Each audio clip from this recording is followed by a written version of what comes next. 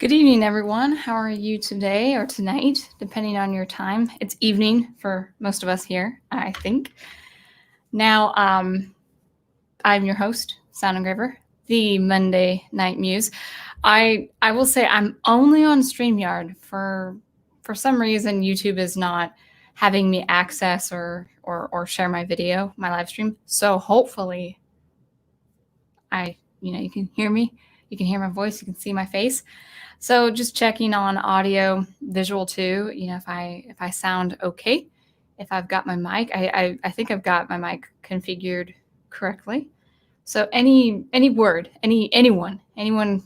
So I'm not going crazy to see if all is well. So hit thumbs up, say something because I have no.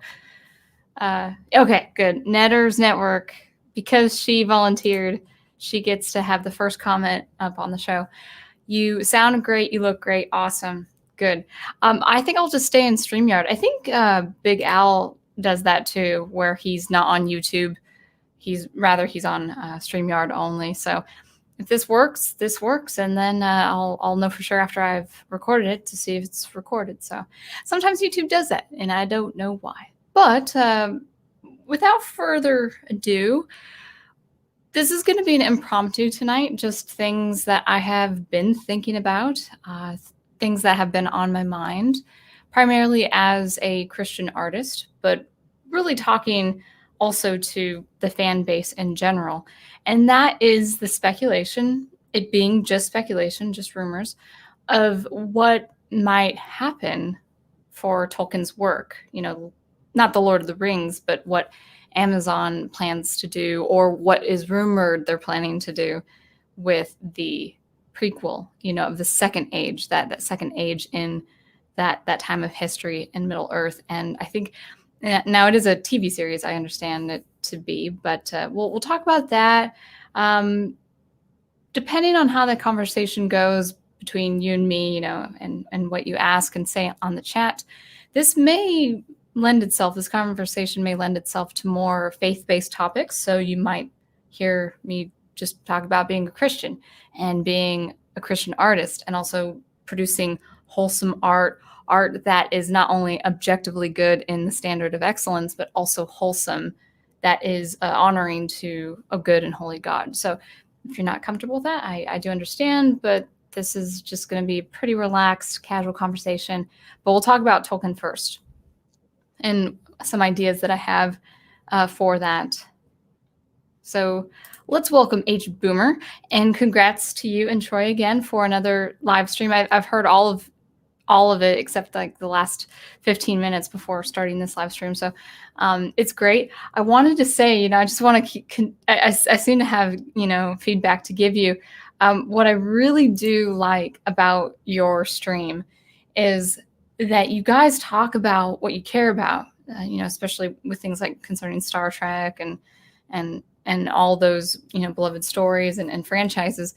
But what I really do like is that, you have an assessment of something, Aged Boomer, and then Troy also, and I just started realizing this, Troy has a natural know-how to just the general business side of things. And I really like his input on the fiscal side of decision making, whether it's a creative decision process or what's happening with, of course, everything that's going on this year and how it's affecting cinema and all of that. And it's very engaging. It's very enlightening when you have, your own personal assessment, and then also Troy's input regarding business. So I like that kind of content. I think, again, I've said it before, you guys have great chemistry. So I hope you guys keep it up and have more things to talk about, because I really enjoy tuning in. I wish I was there Sunday, but Sundays are really just my time away from it all.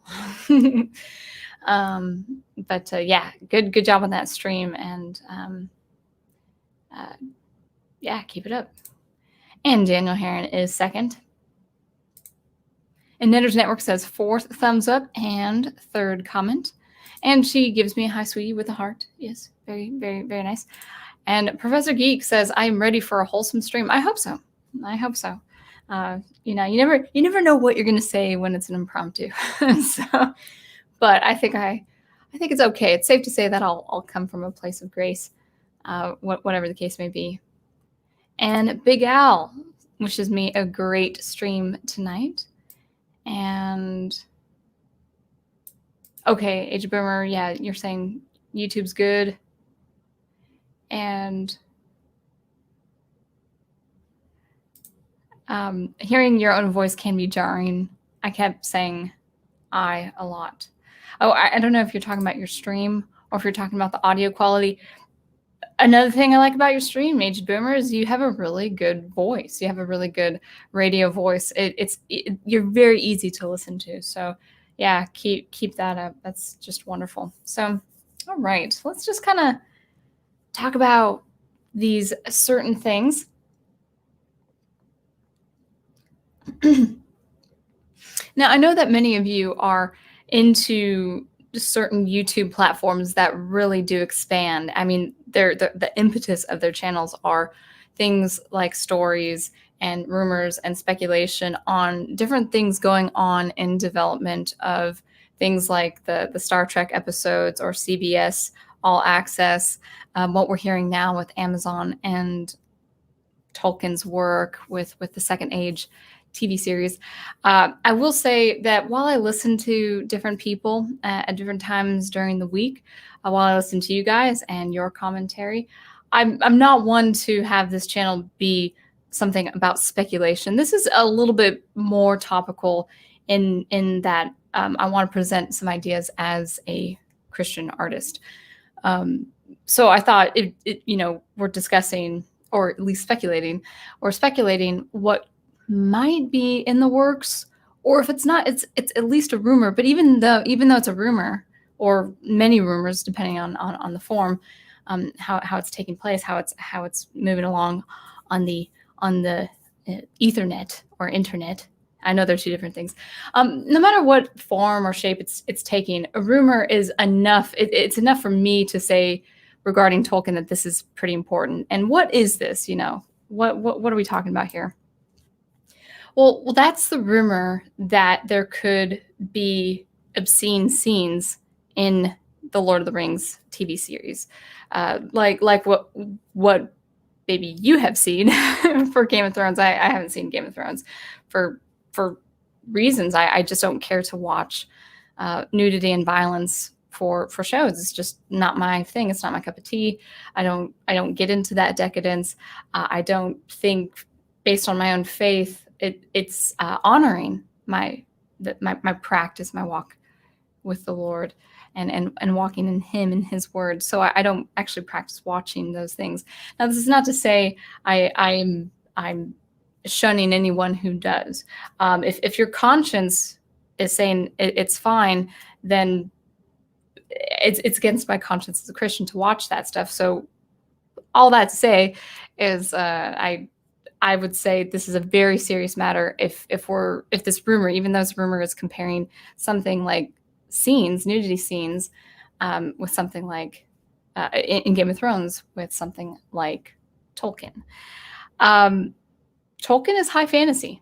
It's high art, high fantasy. You see a lot of really good concept art with his works in Middle Earth. All the ages, Silmarillion, his anthologies, all those maps, the stories, the Lord of the Rings themselves, that trilogy, of course, The Hobbit before it, and getting into, the wars of the First Age. I mean, some pretty expansive stuff, but altogether wholesome. We know Tolkien to have been, he was a practicing Catholic. We know the famous friendship between Tolkien and C.S. Lewis, and it was Tolkien who helped Lewis see Christianity and start looking into practicing that with the Christian religion and honoring the Lord, and who's this Christ, the main archetype of that central archetype, at least with Western mythology, but very much so with the people who hold Judeo-Christian values. Who is Christ, and having all these heroes and myths modeled after that journey. With the crucifixion, as we see in C.S. Lewis's Chronicles of Narnia with Aslan, and also things like the resurrection and redemption. I mean, these are universal lines of truth in beloved stories. And so it's pretty important to protect, at least with your own mind, and imagination and memory of Tolkien and his works. It's pretty important to preserve the wholesomeness of his world, that is Middle Earth. The very start of Middle Earth is a direct parallel of the creation story with God and creating the world. Iluvatar, Eru-Iluvatar is that direct parallel of God. He sings forth existence, which I think is pretty cool. And if you haven't read Silmarillion, I highly recommend it. It's just a wonderful. It kind of reads like an anthology or kind of like an old history, with a little bit of that poetry, a little bit of that poetic prose there. It's lovely stuff. And I have this really active imagination. I just dream up just crazy images and worlds of the Silmarillion.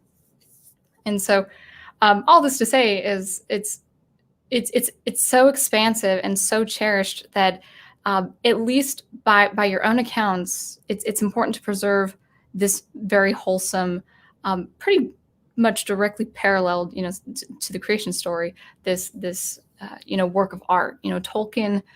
Yes, he was a soldier in World War I, but he was also a philologist and ultimately, as we know him, mostly a writer. But of course, a lover of language and a lover of Norse mythology, I think it was.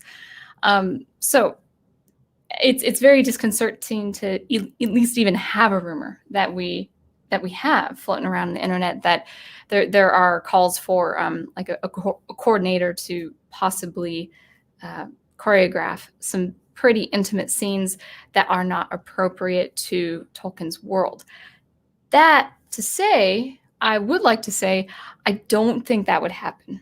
I actually don't think that obscene scenes in that kind of that fictitious world that we know to be Tolkien's fictitious world, I actually don't think that's going to happen.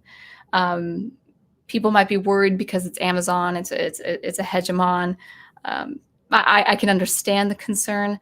I have the concern myself, but I think with the Tolkien estate, even with the recent unfortunate passing of Tolkien's son, Christopher Tolkien, I don't think the Tolkien estate, I don't know the legal lines of how that would work, but I really don't think the Tolkien estate would allow that to be put in development and production.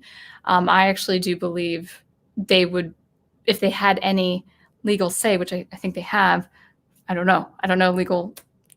I don't know the legalities of it, but at least vocally or publicly, they would put a fight. They would put up a fight with Amazon for even suggesting that would be in development. So again, all speculation. I'm not too concerned that it would actually happen, but the rumor is disconcerting because this is a legacy. We're talking about Tolkien's legacy, a practicing Catholic who had very wholesome art. And it goes without saying, or it shouldn't go without saying, that we should protect what is wholesome art. Television and movies and all of that. There are wholesome shows, but there's especially in recent decades, there have been shows that have just been really loose with vice. And because vice is so prevalent, it actually strips and takes away and waters down the virtuous. And so when you see these postmodern tendencies of stripping down the virtuous and deconstruction, well, that's actually, it's not separate. It's not, the two aren't mutually exclusive. The constant bringing of vice and coarse language and behavior, that actually goes in tandem with deconstruction of these archetypes, the deconstruction of values, these Judeo-Christian values that we hold dear. It is the same. There might be just branching, things branching out in different ways that we might not see. Maybe it's a subtle change, but I actually think the two go hand in hand. The more vice you put on television shows, and the more vice you put on movies and stories, naturally, I think, if you don't have that moral fabric, naturally, you will see a constant, perpetual treatment, this deconstructionist treatment of stories and characters and whatnot. So those are my thoughts. I hope I made sense, because it's an impromptu and I'm a little sleepy today. But I'm going to rely on you guys on the chat to bring up some other points. I will just cap it off to say that this is a rumor. These things we're hearing about not Lord of the Rings, the Second Age television series from Amazon. It's all rumors. It's all speculation. But when you're talking about Tolkien, with Game of Thrones, the vice was already there in the literature, as I understand it to be. But with things like the First Age and the Second Age, especially, I was talking to a friend last night. The Second Age is like the moral tier of knowledge and morality and philosophy before coming into the darkness of the Third Age. I don't know too much about the Middle Earth history, but you have Iluvatar, you've got the Valar and the Maiar, and the Astari, the wizards, where Gandalf comes from. So you have all this, from God to the gods and the angels and the servants of the gods, and to elves and men and orcs of the First Age, which had dark wars and Morgoth and all of that. But then you get into the Second Age, and I think that's a time of relative peace and knowledge. Then of course you come into the Third Age, where Sauron has pretty much dominated the lands and terrorized the lands. But there's kind of like it was always my impression. I haven't really gotten into Middle Earth. I was obsessed with Middle Earth, I think, in my early 20s. So I may have forgotten a lot about it, but it was my understanding that the Second Age was kind of that high morality, high knowledge, better than in those ways, the Third Age, and that it gets a little bit more, not rudimentary, but the ancient beauty and aesthetics and arts that preceded. It was a better time in the Second Age. Like the First Age was that, you saw the wonders of the Valar, you saw the wonders of the wizards and the servants of the Valar, the Maiar, and you see these wonders, and it gets less and less. I think the Fourth Age goes into the time of man, the history of man, so it loses the enchantment. It loses that high art, that high knowledge. So if that's the case, I could be wrong. Because you're looking at someone who's probably not explored this for probably 14 or 15 years. But if that is the case, it would be inappropriate anyway to be vulgar in the content. That's all I have to say. So anyway, let's go to chat. Let's talk about different things.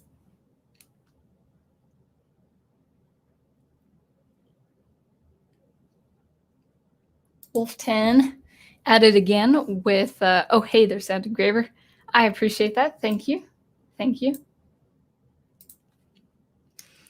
H Boomer says, I'm trying to figure out how to separate my stream into smaller segments for YouTube, so I heard my own voice. I always think my voice sounds differently in the recordings. Sounds great to me. It sounds wonderful. I have a little, my throat isn't really it's not sore, but it's kind of dry. So my voice might sound a little thin tonight. And I haven't done the smaller segments yet on YouTube with my commentary. I probably should.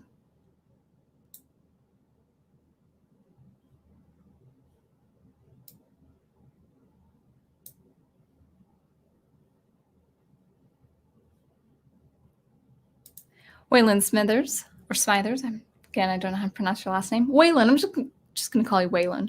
I'm very disappointed with J.R.R. Tolkien's family for not protecting his works, which have affected many people in a positive way. I would be worried about that if that is the case, you know, with the passing of his son. Now you're seeing that it's a generation. We've now we've had these stories for more than 2 to 3 generations. I would say 3. His works were published in the 60s, correct? Lord of the Rings published in the 60s. It seems like forever, you know, because he's been around since, you know, 1900s, at the start of 1900s. I think he was born in 1892, I think it was, 1894. So he's, you know, we still talk about him, you know. So he's just so well known, and his works are so well known. So if the Tolkien estate has been careless in who they're giving their stories to, then that's something to be concerned with. I heard a rumor that Tom Shippey, you know, the Tolkien scholar, I think he's a Tolkien scholar. He's at least a commentator on Tolkien, a very famous one, had pulled out of the project. I mean, there are rumors, but of course, you know, we can't say it until it happens. Here's what I do want to say, though. This might be branching off into another topic, but it's just as important. If this happens, if there is obscenity and profanity in the content of Tolkien's Middle Earth, the Second Age, with the Amazon TV series, I would say a couple of things. The first is they really are after a different audience that are not the fans, you know, not a fan of that high fantasy, high art idea. They are after the audience that will just cheaply consume cheap entertainment, even if it's well done, even if it has a good expensive budget. They're after that audience. They're after an audience that just wants to binge on a show. They're after that audience. I'm not quite sure why that would be the case, because I think Tolkien, above anything we've seen, and I mean, maybe Star Wars, but Tolkien has an incredible fan base that has lasted for generations. I do not understand why they wouldn't want to appeal to as many Lord of the Ring fans and Middle Earth fans as humanly possible. But if that's the case, then they're after that audience who just wants to consume art, you know, cheaply on a massive scale. And I forgot my second point. I was going to say something. Oh, well, if that is the case, guys, if you are a fan and want to honor wholesome art, don't watch it. Don't complain about it. Don't complain about it, because to complain about something is to watch it and then complain about it. If the rumors come to be true and come to fruition as reality, I would say do not complain about it. Do not talk about it. Do not watch it. Do not share it. Don't bemoan it. Don't do anything. Don't give it any attention. I'm giving it some attention right now, but this is months before the fact. Because I'm 100% on board with what Professor Geek has said a couple months back on his live stream. And that is Hollywood, at least Hollywood, we're not talking about Amazon right now. Hollywood is in a financial crisis. Disney is in a fiscal crisis with the pandemic, with the closing of cinema, with the streaming not being successful as far as it being it's the only source of profit, or like the biggest source of profit, so to speak. You know, Disney's in trouble. Hollywood's in major trouble. And because we have, you know, you have in the community, and I have too, in my own way, have been, you know, rather disappointed in the mistreatment of characters and archetypes and beloved stories, and the treatment of canon and all of that. This is the time. This is the time in history where people who love these stories, fans who love these stories, can really make a statement with the wallet, because they're hurting. They're already hurting so much. They're already hurting so much. With Amazon, it probably wouldn't make a dent probably not, if something were to happen and the Lord of the Rings, I call it Lord of the Rings, I don't know what they're calling it actually, the Second Age TV series. If it's not successful, it probably won't hurt Amazon's bottom line. I don't know. Troy, you can help me with that. You can help me with those figures and that assessment. But it would certainly make a statement to all the Hollywood producers out there saying, whoa, Amazon kind of dropped the ball on this, because fans would be rightfully, understandably upset about obscenity in something like Tolkien's Middle Earth. So this is the time is ripe to say no. Don't view it to complain about it. Don't view it to give it press. Yeah, if you want to listen to, people like Doomcock and Nerdrotic give it press, okay. But the thing is, it's what it's doing. As much as I do respect Nerdrotic and what he does, he really is just part of an echo chamber. We're all part of our own echo chamber, and we all have the same sentiments, and we all have the same things we're concerned with beloved stories, and we all say it and present it in a different way. But don't be part of the pack where it's like, oh, I gotta watch this and slam it. No, the time is right to really strike Hollywood below the belt, because it's really a hard time for Hollywood, and they've put it upon themselves. Disney's put it upon the Disney company has put it upon itself to make these poor creative choices that have damaged a lot of this art and a lot of beloved stories, that just totally ignoring Amazon's Lord of the Rings, I keep saying Lord of the Rings, Amazon's Middle Earth TV series, totally ignoring that series would make a huge statement at a time like this. Because I don't think things are going to change immediately, at least in the year 2021. We talk about 2020 like, oh, this has been such a year. It's not going to change at the drop of a hat, at the turn of a switch. It's going to bleed and seep into 2021. And Hollywood and movie producers will still be hurting. They will still be financially hurting. Disney will still be struggling in 2021, probably into 2022. Who knows, really, economically speaking. But this is the time to ignore.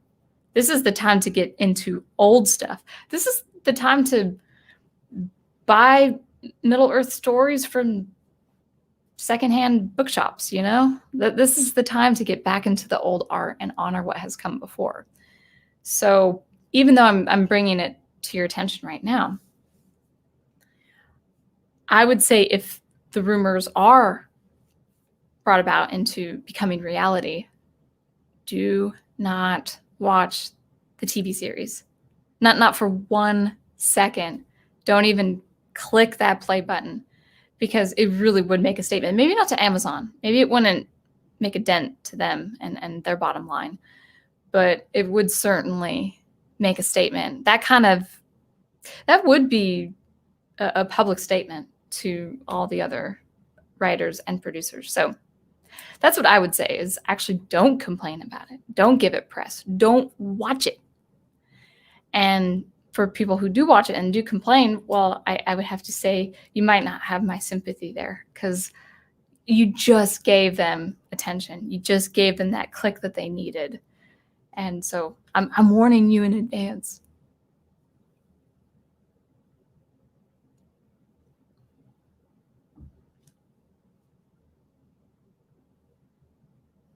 Oh, I think, let's see. Back to the drawing board says, oh, he's saying this to Waylon, but it's an important point. Christopher Tolkien passed at the beginning of this year, and he was really the steady hand at the tiller of the Tolkien Foundation. Without him, I fear the ship is lost.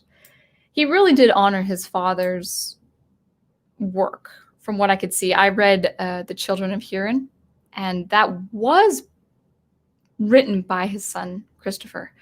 It was stories that he put into a narrative form. And it was beautiful. It's a tragic story, and it's quite well done.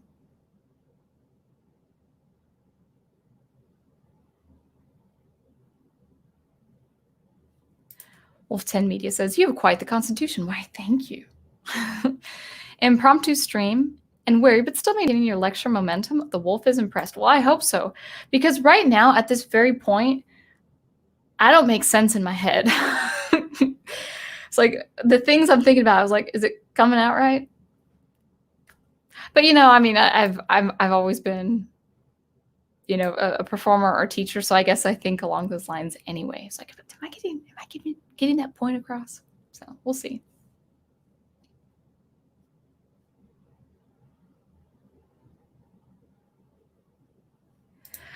Back to the drawing board says, my fervent prayer right now is that Luce's unapologetic allegory, and yes, that was a parallel to Christ and the crucifixion and resurrection, will be the poison pill protecting Narnia from all that ideologic hunger or ideologic hunger. Sometimes I say ideology. I say ideology. Ideologues, I think I say. So, yeah. Yeah, so Netter's Network makes a good point. Game of Thrones was filled with debauchery. The story seemed secondary to all that fighting, sex, and etc. And I think that's a problem. I always looked at Game of Thrones from the outside. I never read the books, and I just heard about the TV series from friends from college and all of that. And I even a coworker of mine who, I don't know if she practices the Christian faith much. I haven't talked to her in a few years, actually. And she could stomach a lot. I can't with good conscience watch that. I just can't do it. But even when she was saying, I can stomach a lot. She was saying, but it got to the point where it's just too much, too violent. And now I don't mind violence in the context of war, especially when it's a war that has to be fought to be won.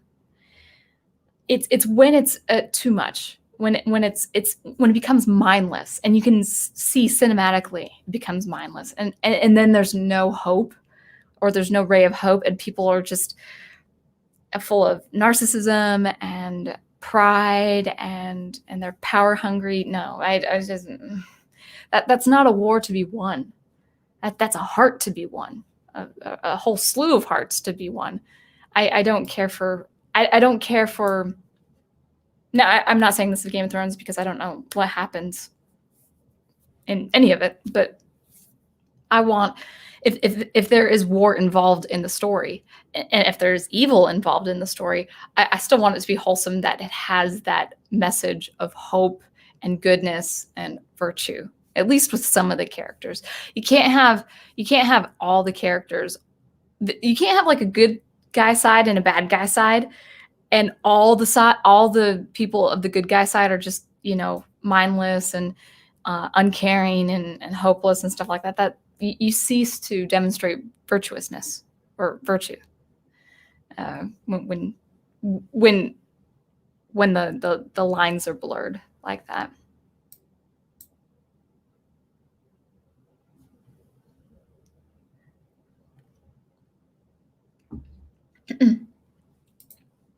Professor Geek asks me a very good question. In your own writing, how do you balance keeping the story wholesome but the world realistic? And that's a really great point.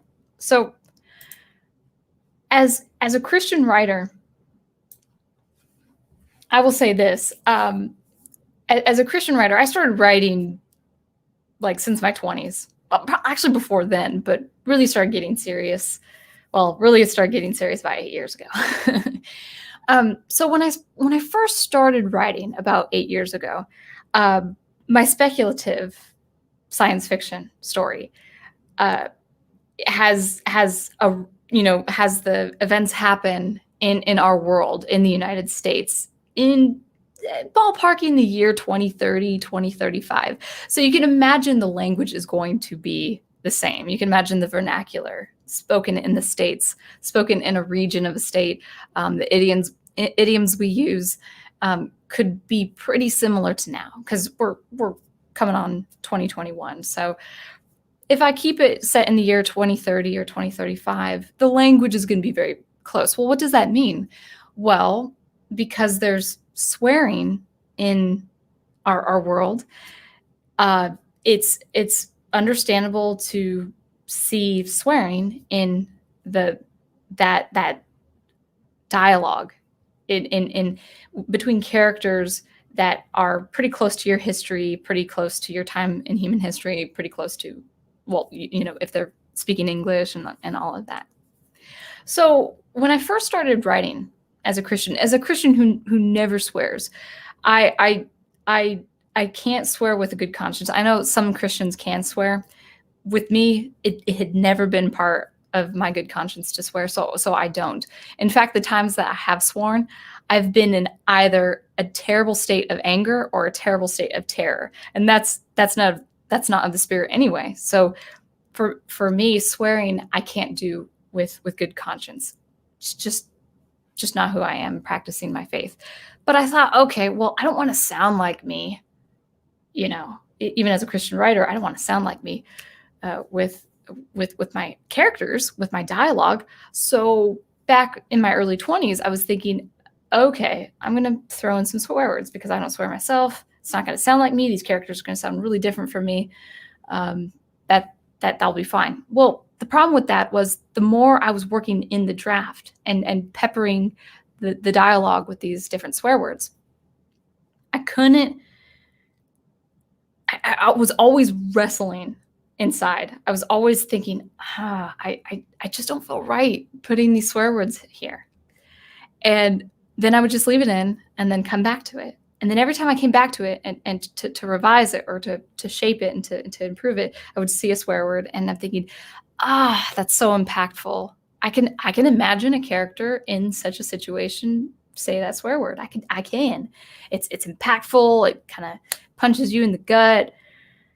And then I thought, I'm just going to leave it. And then, weeks, months down the road, it was months of wrestling with my conscience. And finally I said, I can't do this anymore. I can't write with a clear conscience in this way. And so I remember praying to the Lord. I said, Lord, here's the deal. I really want my dialogue to be impactful. I really want my prose and the pace to be impactful. And these characters are living, 20 years from now. So the language ought to be really close. So here's what I'm praying for. I'm praying if I remove these swear words, I want it to be just as impactful, if not more impactful. And by removing the swear words, actually what had happened was I got more creative. I got way more creative with my language. And so even if I was writing something about a character doing something evil or depicting evil in general, I still did it in a clean way. Even if there was anger or vitriol a character was expressing in a situation, I still wrote it in a clean way. I had to abide in my good conscience to write it in a clean way, but no less impactful. It still had to have the same impact, like a punch in the gut, but without the swearing. So that's an example with me in my writing where I can demonstrate something or someone being odious in wickedness, but write it in a clean way. I could write science fiction and I could write the absurdity of things in science fiction and just get really crazy bizarre, but still write it in a clean way. Write it in a way where evil is depicted, but it's still wholesome art. And that's what Tolkien did. And that's what C.S. Lewis did. They weren't shy from describing the wickedness that had entered into Narnia, the wickedness that had entered into Middle Earth in the First Age. And even the way orcs came to be very crude and very, very disturbing and very, very evil. But the way in that those ideas were written was not evil. It was wholesome. It was written that in a way I would expect a Catholic to write. or a Protestant to write in a way I would expect a Christian to write. So that's my experience, that I'm not shy from putting evil and wickedness in my stories. But I have to do it in such a way where it's clean. I have a very, I gotta finish this.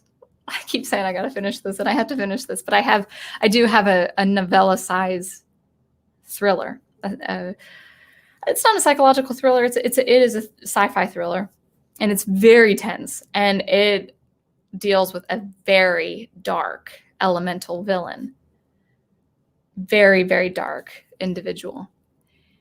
And I do have to change some of his dialogue. He can be crazy because he's actually insane. And he's totally evil. He's totally elemental. But I have to change up some because of thinking, oh, this is actually going against my conscience, but still have that impact, still depict him who he is. But it's like, maybe I should, the more you practice faith and pray and get and are in the Lord's word as a Christian artist, the more sharpened that knife is to say, okay, where's that line? Am I standing on the edge of a knife? Am I about to fall over, or is this okay? And so you use discretion. It's the artist using discretion, and it's a matter of the artist kind of being very, very selective and ultimately abiding in their good conscience.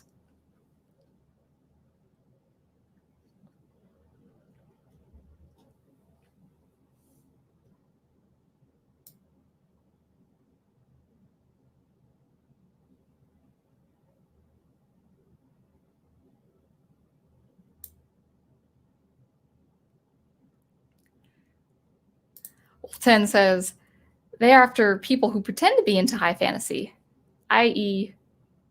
posers. I hope that's not inappropriate. No, posers is yeah, I think I know what you mean by that. Sorry. Again, I'm a little sleepy.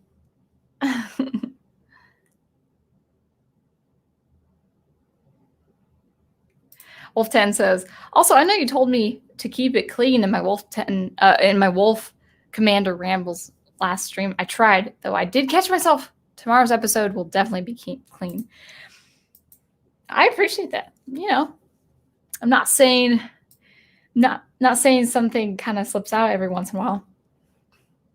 And I sometimes I say things in a way where it's like, oh, that was kind of unkind or uncaring or something like that. And so you have to, of course, practice. But the other thing too is, we live in a society now. There's no question. I don't care what side of the spectrum you are on. I do not care where you are socially, economically, politically speaking. I think people all around can say that we have lost honor, dignity, and decorum in our civil exchanges. We're not civil anymore. We are totally uncivil. And I think being clean and being kind and being gracious really, I think it feeds people and replenishes people in ways they might not even believe or recognize. We're so angry and we complain so much and we just want to attack the other side. And no matter how right they are, how wrong they are, we just want to attack. We're always in that mode, that attack and defense mode. It's kind of like we're in this giant RPG game, and we get maximum points if we spew out the most vitriol. I would never want to play that game though, if it were an actual manufactured game. I can't remember if I told you guys this, but I once had a idea. I told my boss one time. I said, you know what someone should do. So if they haven't done it already, I know there are people into satire and comedy and stuff like that. But what someone should do as a project is to do, whether on a YouTube channel or some sort of video format, they should act out. Maybe just one person, maybe a group of people, but they should act out in a way that people post on Facebook, whether that's all caps or vitriol. And of course, I don't condone profanity in any way, but the way people act on social media, the way people post on social media, it is likely not the way people post or speak in real life. People are generally nice. We actually we do tolerate a lot of people in public. We don't tolerate them on social media, but we tolerate them in public. We're like, we just politely nod and like, okay, that person's a little crazy, but I'm gonna walk to my car and be gone. And yeah, we're not really confrontational in public, if you've noticed, because I almost told you about. Oh, I might as well. But I had a moment in a grocery store where we're 7 to 8 months in this pandemic, right? In my grocery store. Now, I'm not trying to be political, guys. I'm really trying, but this is part of the story. Like I want to prove that people aren't confrontational in real life. For the first time in the grocery store, I see plexiglass inserts between self-checkout booths.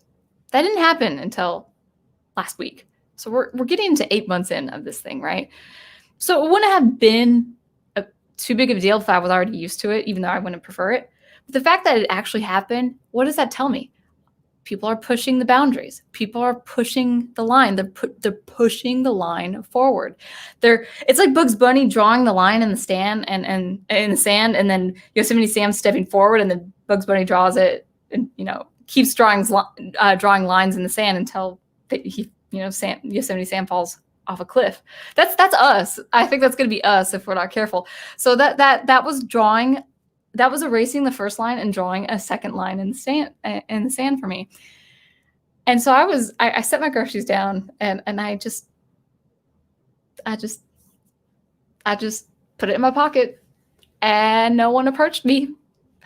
And I know I shouldn't admit this, publicly, but it's that idea that no one really will confront you. No one will confront you. They will on social media. You have no civility on social media. Well, actually, I take that back. The Professor Geek Facebook group page, pretty civil. But we also have moderators on that page too. But yeah, that's a good form of civility on social media is the Professor Geek Facebook group page.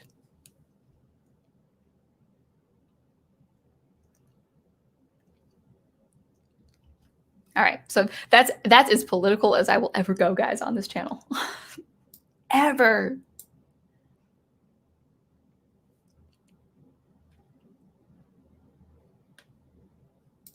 Back to the drawing board says, yes, the attention economy is real. Anyone talking about a product keeps eyes on it, and at least some of the people buying it. The best boycott is the silent boycott. That's a good point.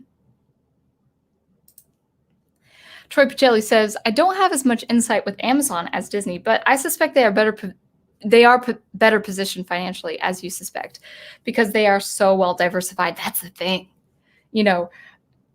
Amazon does TV on top of being an e-commerce hegemon.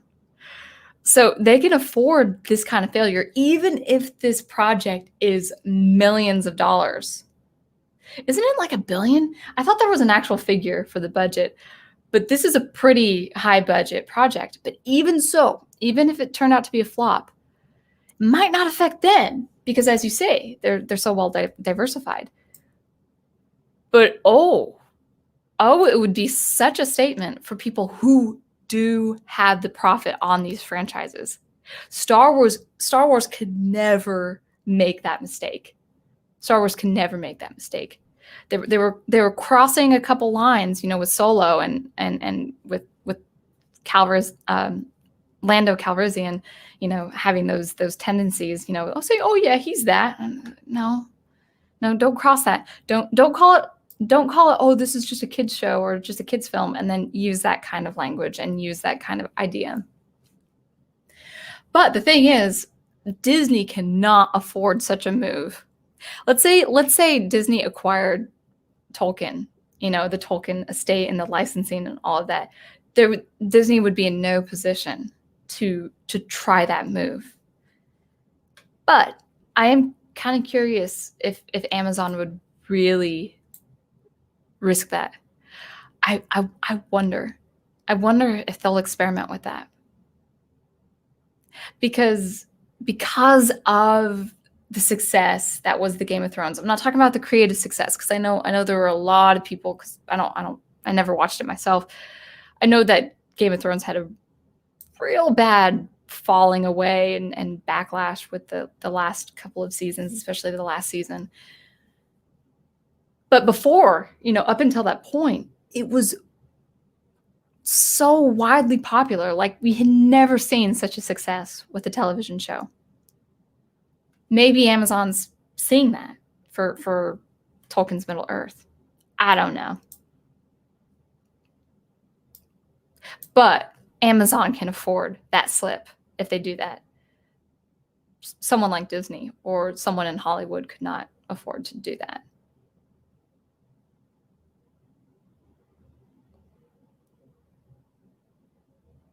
Oh, cool. Welcome, Daniel Craig. Good to see you. Managed to sneak in to another stream this week. Wonderful. I did start a little late. I did a 4-hour teaching sprint straight, and then I had to have the extra time to get prepared.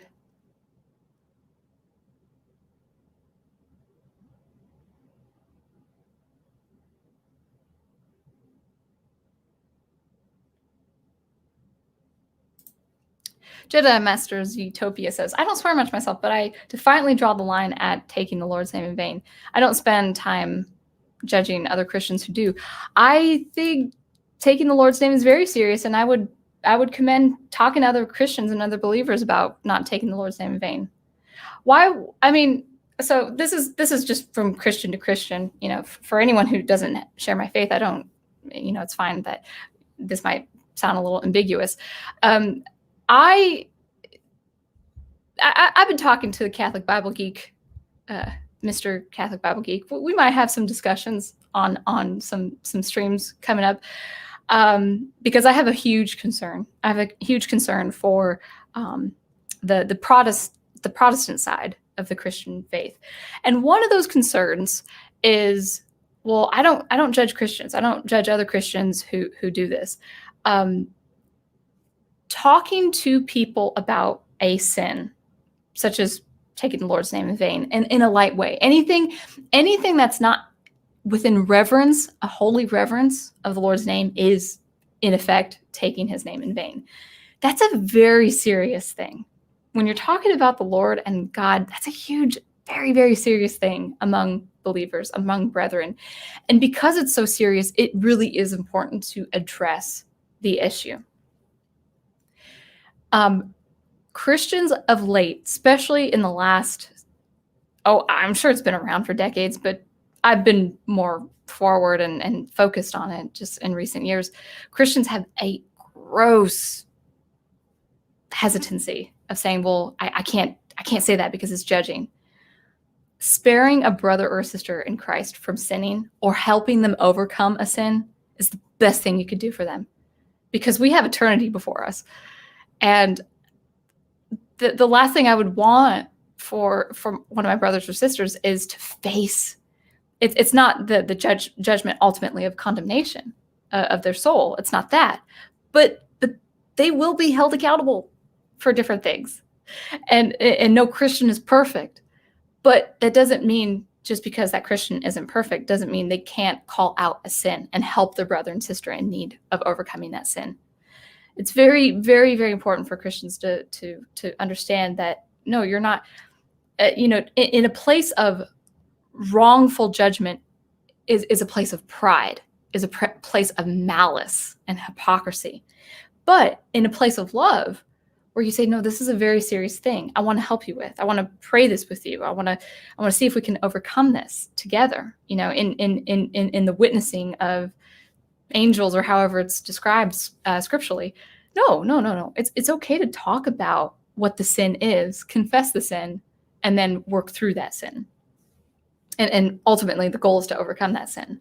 So no, I know people say, no, I don't judge Christians who do.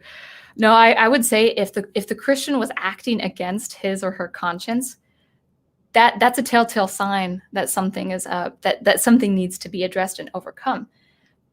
And I can speak with recent experience that the prayer of your fellow brothers and sisters over you daily is so effective, and it can help you in miraculous ways. So that's my 2 cents on that.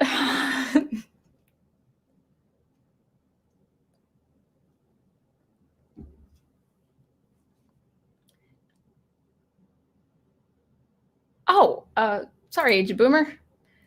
I am getting bored with modern television. It's too dialogue heavy and there's too much padding in the storytelling. Yeah. You know, I might be a little bold in my saying this, and I'm not saying this is just only true of Vice in media.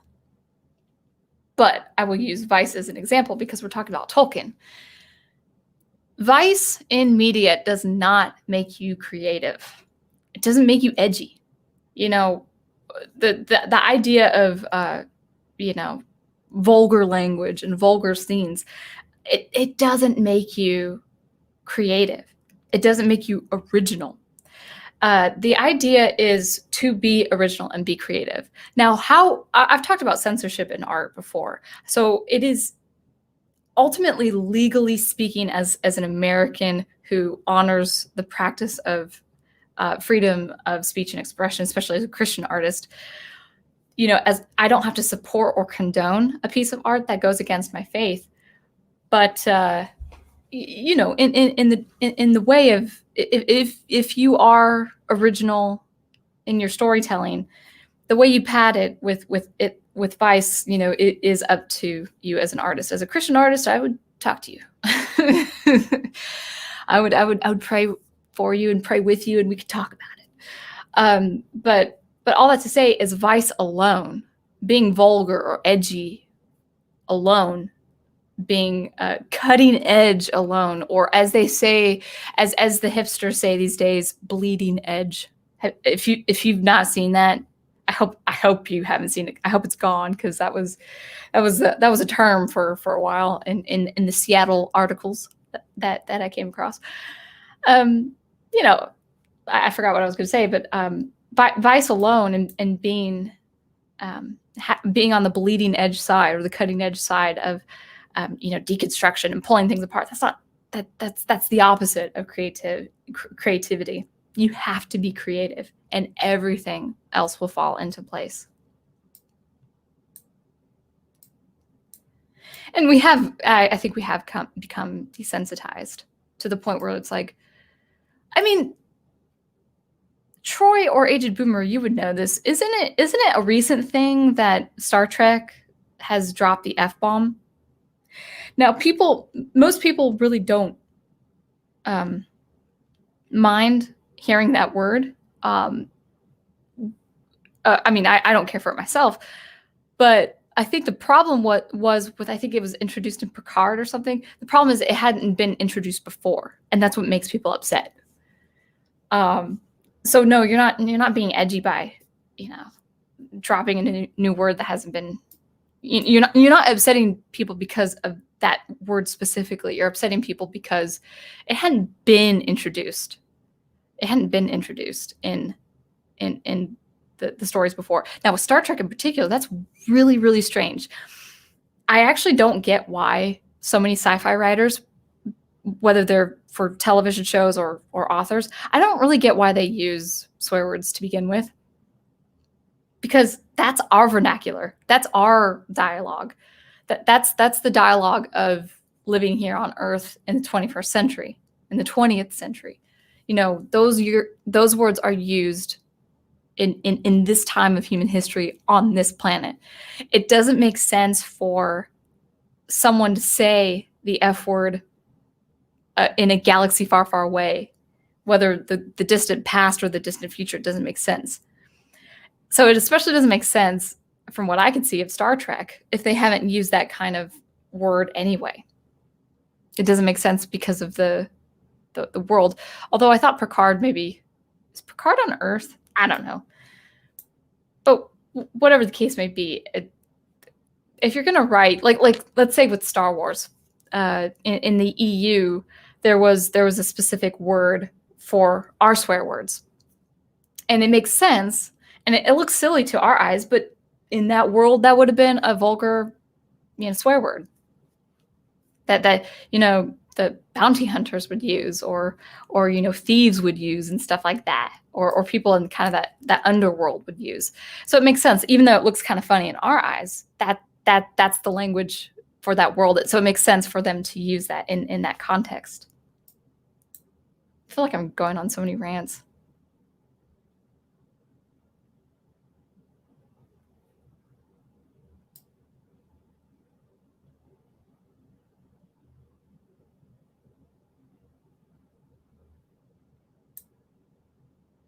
Oh yeah, and Netter's pointing exactly.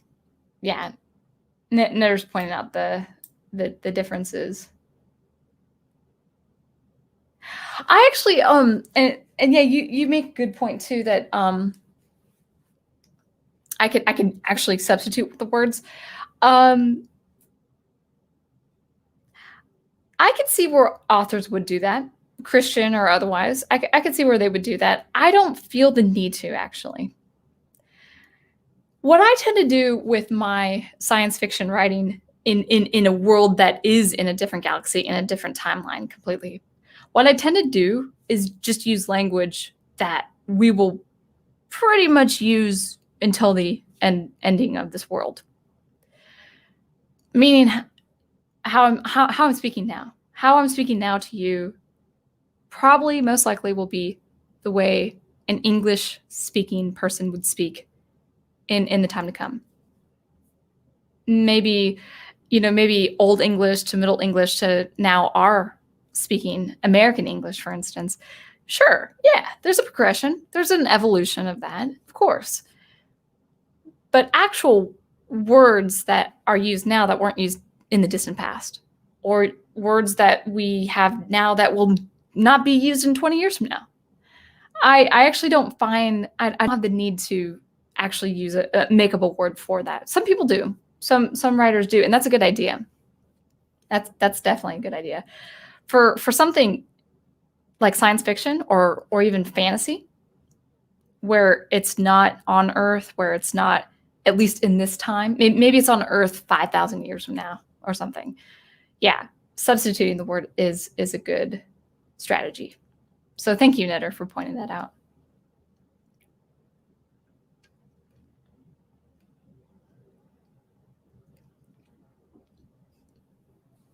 Oh, hey, that's a really good point. There are all sorts of stories about creatives who can't do something because they have to conform to rules. In exchange, they create something better. That was the case with me, and actually, not just as a writer, but also as a composer, where sometimes you would have projects as a music composition major where you were only allowed to write within certain parameters. Sometimes I had that with SuperCollider, for instance, but even with acoustic music. One activity, I don't think I was in this class, but I had a friend who took this class, and this was an activity, and that was you could only write 3 notes. You can do octave displacement and just, place those notes all over the range. You can do dynamics and give it parameters of volume, timbre, but you could not leave those 3 notes, those 3 pitches you have chosen for yourself. 3 of 12. So that kind of limitation gets the composer really creative in thinking in different ways they would not otherwise think to do had they had maybe had they had all the pitches at their disposal. So I like that idea. Yeah.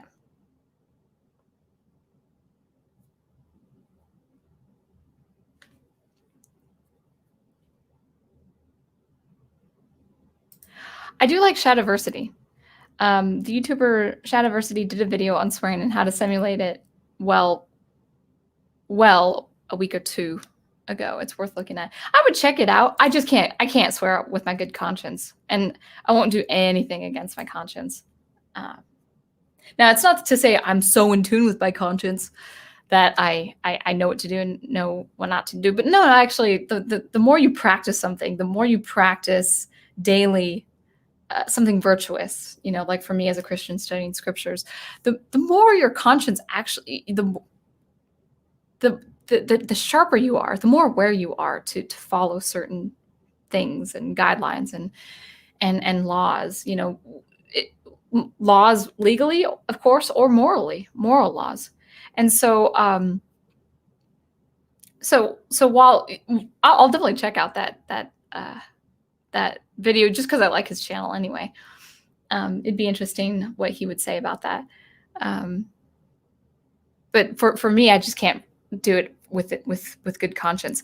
When I did it in my rough draft of my speculative novel, every time I came across it or would write it, I didn't feel right. And so what was my first thing? What was the first thing I did? Well, I just wrote less. I wrote fewer swear words. So I would take out a swear word and then replace it with something. Like, okay, that should be enough. And then no, I was like, ugh, that little needle, in your brain and your heart thinking, I might as well not fight it. By the way, and this isn't just swearing, it's very hard. The more you understand your conscience, it's very hard to go against it. It's very hard to go against it. And everyone has a conscience on some level at some point. And when you find that you are acting against your conscience, your good conscience, I will humbly warn you that I would say listen to it. Because if you do something, you're going against it, you will regret it later down the road, even if you feel like it's not going to have an impact on you at the present day. It will in the future.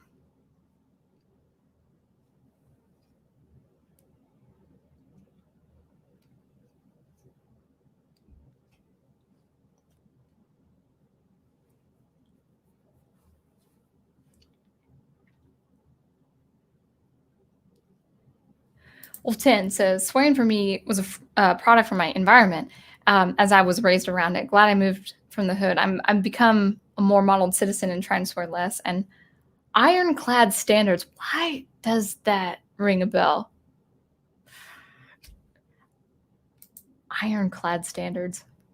You'll have to verify what that is. It's sounding really familiar for me. Yeah, I mean, people, to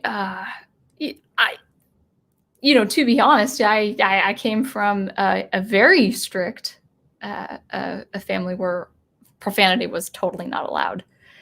I remember actually not even knowing a swear word, and I would come up to my mom as a little kid and like, "What's this?" And she would go, "Don't ever say that again." My friend whispered this to me in my ear, Mom. What does this mean? And so I was this ignorant little girl who just, climbed trees and played with hamsters and board games and all that good stuff. That's not to say, you can't evolve from that, or you can't go on a rebellious streak either. I definitely rebelled. I rebelled in different ways, especially in my early 20s, which I'm so glad I've just spiritually outgrown. It's my past, and there's no more. So I can understand where it has been part of someone's culture as well. Tripicelli says, I may be uncivil, but I have not lost my honor. You're not uncivil. I haven't seen you be uncivil. You're a pretty relaxed, low-key guy on the internet. And I remember you saying on the stream, well, that's just too darn bad. I was like, oh. So Sir Torn Clegane says, I blame the internet for the lack of civility. I would say the internet has scaled the uncivility or incivility, lack of civility. However, being uncivil has been around forever, since the dawn of man. We've always been uncivil. But if we have a platform and we are in a position of power where our voice can be heard, there's something that pushes us to do it even more and be gratuitous about it. And I think the nature of us being uncivil before being civil, I think it has just been around forever. Yes. Brings up Looney Tunes. The stream is official. Cool. I'll have to remember that. Yeah, you know the episode I'm talking about, right? He's like, you're gonna cross this line, and Sam, in his honor, Yosemite Sam crossed the line. He wasn't afraid, and then, of course, Bugs Bunny is just gonna draw another line until he goes off a cliff. But you got to give props to a character like Yosemite Sam. He's not afraid to I'm stepping over the line, Oh, there's more.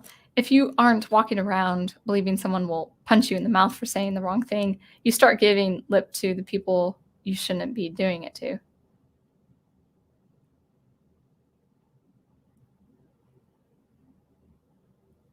I think there's a little bit of truth to that. Yeah.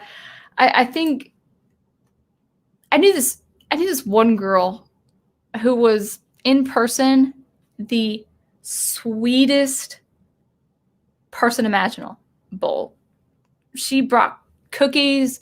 She was sweet. She was very soft-spoken. She was so kind. And she had this very mousy but very pleasant personality. And I'm not saying this satirically, by the way. She was nice. She was a very sweet, like, if people were food, she'd be a strawberry shortcake, Yeah, very sweet all around. Until I friended her on Facebook. She was a monster. And it was a total shock. Because even when I was, I'm on the Facebook group page, on the Professor Geek community side, but I don't go on it personally. You're supposed to have a personal account. I don't use it. Never. Oh, by the way, guys, if you friend request me, I'm just gonna delete it because I don't do Facebook other than being on the group page. So you can message me through the group. I think you can message me. I don't know how that thing works. Never mind. You might not be able to message me. But all that to say is, don't feel bad if I haven't accepted your friend request, because I just don't plan on using it. I just, you might see, like, I've friended Troy and Fan Man and Al, but that was actually by accident. Here's the story. I accidentally friended Al because I thought I was doing this through the community, and I love Al, but I wasn't planning on having friends because I wasn't planning on using the personal account. And then I was like, oh no, well, what do? I can't unfriend him. And then people are going to say, oh, well, you friended Al. What about me? I was like, okay, let me just do the four main guys, Netter, Troy, and the prof. And then the mistake was done. And I feel like I'm confessing a lot right now. But anyway, don't feel sad if I don't get back to your friend request, because I do not use my personal account other than being on that page. I'm never on the personal part. I just have it just to be on that page. Anyway. But the whole point of me saying that was I've always been the same person on social media as I have been talking to me face to face. And as far as friends are concerned, besides the YouTube community that we've established, if I don't talk to you at a grocery store, we're probably not Facebook friends. Now, I don't have Facebook anymore, really. But when I was on Facebook 5 or so years ago, and I was constantly getting friend requests, well, I was thinking, if I ran into this person at the grocery store, would I say hi to them? And if the answer was no, I would decline the request, because it's like, I don't think we talk in real life. Why would we talk online? Now with YouTube, it's a little different because we only know each other through chat and live streams. For instance, I've never seen Big Al in person, so it'd be cool. That's kind of a drive up, though. That's why I freaked out when, of course, the Prof and Big Al have been friends for a long time, but it's still kind of sweet, when the Prof was doing Facebook Live and visiting Al. It's like, oh, they're together, because there's just something so grand about, us knowing each other through YouTube, but it's just it's so sweet to see people in person, interact in person, even if we see it virtually. It's just very sweet.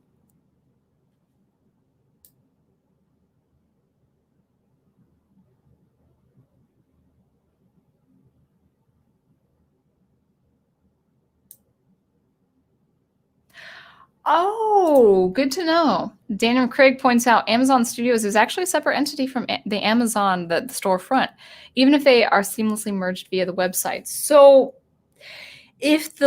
my question to you then, if that's the case, if you would know, if you would have any insight, is if I keep saying Lord of the Rings, if that TV series, the Middle Earth TV series, whatever it's going to be called, because I actually don't know what it's going to be called, if it takes a hit, if it's not successful, would that be fiscally damaging? And that would be interesting if it was. It's still under that same umbrella, though, so I don't know.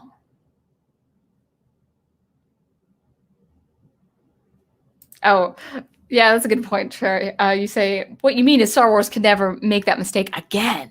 They've already messed up. Maybe irreparably. Yeah, that is true. Yeah.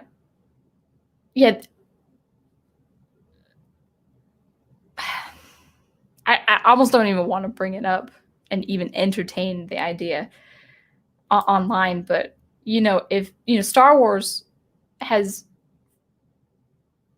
at least from what we've seen in film, has been pretty much clean. We have kissing scenes and that's it. If they started messing around with that in the Star Wars world,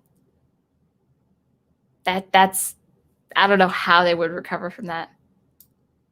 And Disney's really in no place. I don't care how far they have devolved. Disney is in no place to do that kind of content. Disney ultimately still needs to keep its image as a family-oriented platform.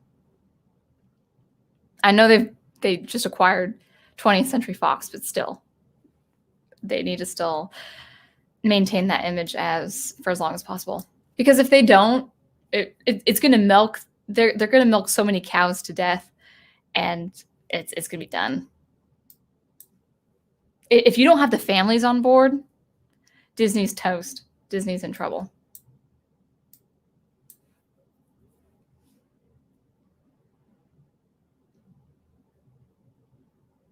Oh no. Well, he could say whatever he wants, So even though the head, the CEO has said that, with the Amazon Studios, I still don't think he would even be able to have license to do something like that. But we'll know 2021, things will come into fruition. And what do we do, guys? Like teacher, a school teacher with a room of children. What do? We don't complain. We don't watch. We ignore. We don't pay.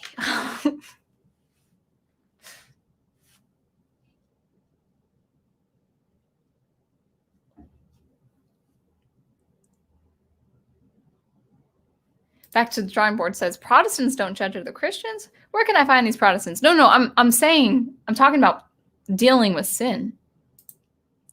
People, I'm not going to do this on my channel because it's primarily music. So maybe I'll ask Catholic Bible Geek, because there's so much to talk about concerning faith. But Christians generally have backed off from the word judge. And judge is a pretty particular, it's a precarious word. It is a precarious word. But when you call out a brother or sister in sin, living in sin, that's not, I'll have to look into it a little bit further. It says, Lord Christ said, do not judge lest you be judged. But it's also coming from a place of the heart, because it is in love. You are walking in love by helping a brother and sister overcome sin. And how do you do that? Well, you empathize and you pray, because chances are you're going to fall short one of these days, and you're going to need that same support. Might be a different sin, might be a different predicament, but we all, Christians need the body of Christ is its healthiest when we work and overcome sin and be holy. That's what the recent Catholics are getting right, is they're being holy. And I think Protestant Christians are, I think, getting a little too loose as far as saying, "Oh, I can't say that lest I judge." It's like, well, there's this side of the world, and then there's the other side. There's this side of heaven, and there's the other side of heaven. Where do you want to be held accountable? I'd rather be held accountable here, not on the other side.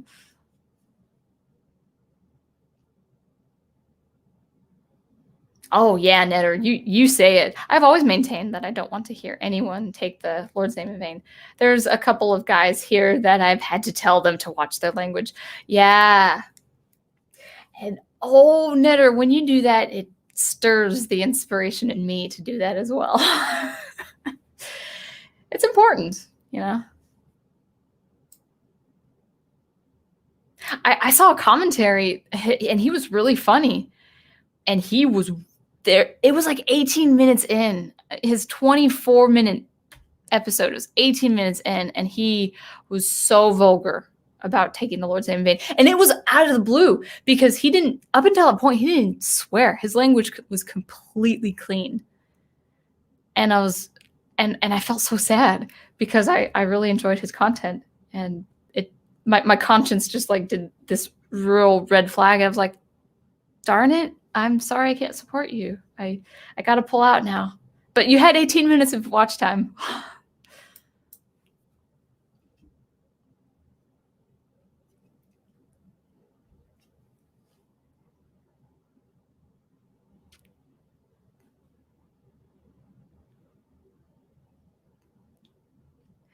Seen a very interesting exchange. Let's see. Oh, yes. Troy Pacelli is confirming, not only is it new, but it was established in canon previously that people in Trek did not swear. It was literally a breach of canon that they used vulgarity. That is interesting. So it was even in the lore that these stories were in a time where people didn't swear. Now, the thing is, I don't condone this, but you can't use the F word in a world like Star Trek. You can't use how we talk. You can't use what we say. The only way you can use our language is in that language that we have used all this time. How I speak. I'm not talking about the vernacular. I'm not talking about dialects or things of accents. Like, for instance, it would be okay, I guess that I shouldn't say accents, because we have Scotty. Beam us up, Scotty. I know that reference. And he had a Scottish accent, and his name was Scotty. It's like, okay, that was pretty obvious.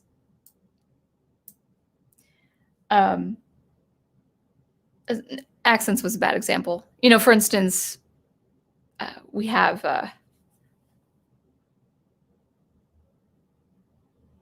Ian McDermott is British, right? Emperor Palpatine. He has kind of a British accent, and then everyone else has an American accent. Who else has a British accent? Oh, Ewan McGregor, yeah, and Alec Guinness. So they had British accents. Liam Neeson, Irish, British. or Irish. North Irish, I think. Isn't Liam Neeson North Ireland? So there were accents. I don't know why I said accents. That was a bad example. But yeah, you can't use, if you're inserting profanity in a futuristic world, it has to be creative. You have to come up with your own language. You can't use the words we use here. You can't use language, that kind of rhetoric. Like, for instance, the word internet. The word internet really shouldn't be used as a form of technology in a futuristic world. You have to use something else that is synonymous with the internet. You can kind of work with the words net and network and stuff like that. But the internet is actually a very, very specific name for a very specific time in our human history. So there you go. Anyway, that's strange, Troy. That's so weird. Not only do they introduce vulgarity to break the canon, but they use a word our culture uses. It's almost as if they don't care.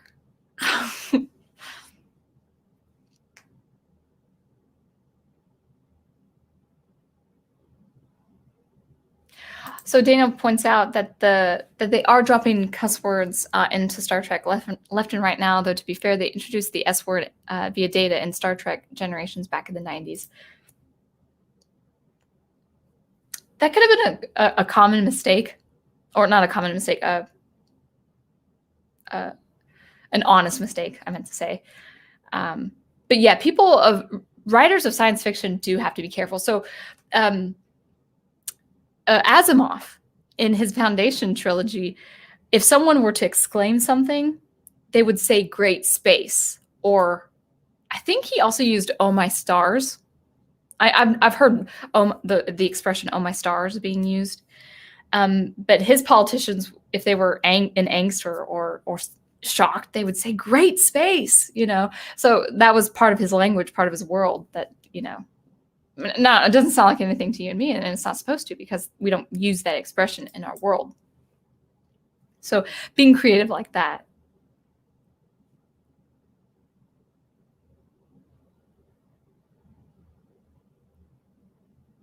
Oh, it's Keely Chow. Hey, man. Hello, nurse.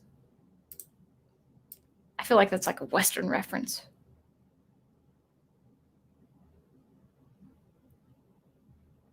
Nice. Okay, so Agent Boomer has also confirmed this. They explained that the no cussing thing in Star Trek 4. Very interesting.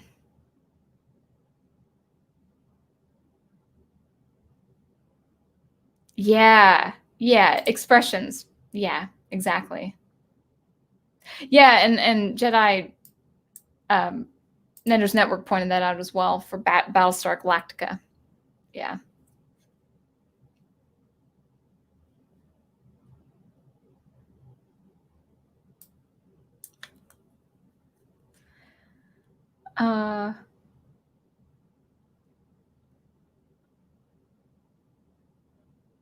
Oh, sound engraver. So you have a writing question for me? I'm channeling classic DCAU when I write my future stories, and have a limit on what swear words will go into my writing or who will be saying them to set up character. I think it's overly celebrated a little too much, like the rite of passage for one's faux maturity. Yeah, I think so too. I'm beginning to believe people are taking me more seriously when I swear less. I have a limit now. I think people do. And I'm not saying this because I'm, Christian, abiding my conscience. When you actually swear less, when you're saying that, Wolf 10, that you're seeing this because of your experience using less words and less language. When you're using less language that's habitual, swear words or not, you're put in a position where you have to be creative in two ways. Creative to use different language, or creative to be completely silent when you're put in a position that you didn't expect. So let's say I'm troubleshooting in SuperCollider. Let's say in the future, I don't know when, it'd probably be in the distant future, I actually do a SuperCollider demo live stream. Can't guarantee I will do that because that would be unnerving. So we'll see. We'll see. Maybe I'm going to do a live performance with SuperCollider down in the future, and I have to troubleshoot while I'm doing something live on YouTube. Well, no, I don't have the tendency to swear anyway, but people who would be put in that position where there's a problem, where an error has come up, where you'd have to debug in real time. Well, the person who has the propensity to swear would naturally swear as a reaction. But to refrain from anything, from saying, or having an expression, being calm in a situation, being totally deadpan and totally silent. Not deadpan, but just kind of, okay, well, we have a problem here. Let's see what we can do about this. Because I've seen live streams where the person's troubleshooting and they'd get angry and they'd start swearing. And it's like, oh, that's, you might be 38 years old, but you kind of sound 18 when you do that, when you're behaving in that way and in the middle of a problem. So no, I don't think that's too far gone of you to say that. That you're starting to believe that people are taking you a little bit more seriously because there's an amount of control. There's amount of restraint when you actually don't say anything at all, or actually are reacting to something with actual silence. There's almost a dignity about reacting to something with silence. The two times I remember dropping the F-bomb was the times I thought I was going to die. There was one time where a semi-truck driving on that highway through Illinois, I thought really was testing me. I thought there was like some sort of heart of maliciousness going on because I was trying to get out of this person's way. And this trucker was really maybe just not paying attention, maybe inebriated. I don't know. But I was in a very narrow situation where there could have been a collision. And I remember being so terrified. And I remember saying the F word. And I immediately, even in the present danger, I asked God for forgiveness. But that was my reaction in the state of fear, in the state of anger, in a pretty tense situation. So anyway.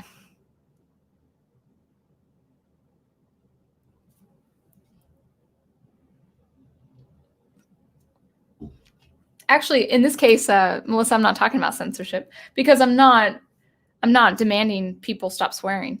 I don't swear because I'm going with good conscience, and I would never have anyone do something against their conscience. So let's say down the road you come to the point, and we're using swear words as an example. This is one of different things, many things that you can work with and exercise. If you come down the road, a couple years down the road and you say, I just don't feel right about doing this way. I don't feel right about using this kind of speech. I don't feel right about acting in this certain way in front of people. Well, that's your conscience, and follow it, work with it. And I think it's going to be freeing.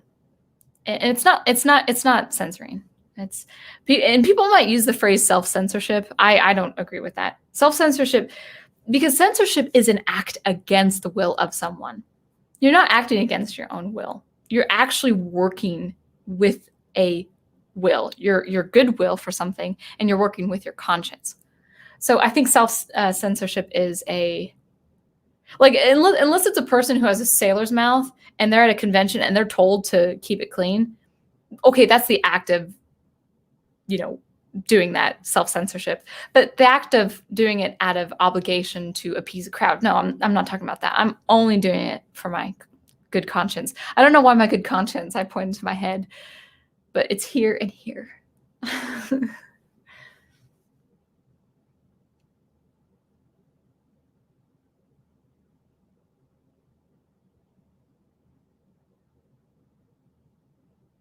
Oh, good. Thank you for clarifying. No reference to anything specific. I was kind of thinking if it was like a Boy Scout thing, or something.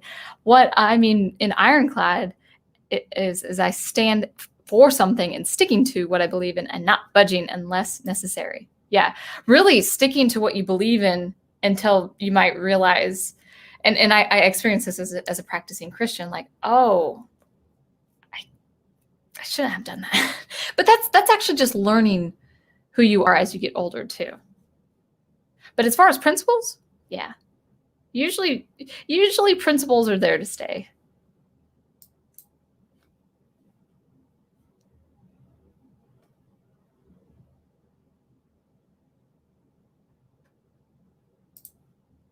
Also, no compromises unless it was necessary for both parties. A balance, if you will. I'm seeking balance in my life, in my atheism, as in my apolitical beliefs. Now, this is just an idea. I for the longest time, I thought I was apolitical. But I don't really believe people are apolitical because you're standing up for something. So if you're for the freedom, the right to express yourself, that's being political. Because there are people who want to, they're demanding you to forfeit those rights. As soon as you feel like certain rights are being forfeit, you cease to become apolitical, and you have to, in order to preserve your rights and speak out on behalf of your rights, of your American rights, you suddenly become political.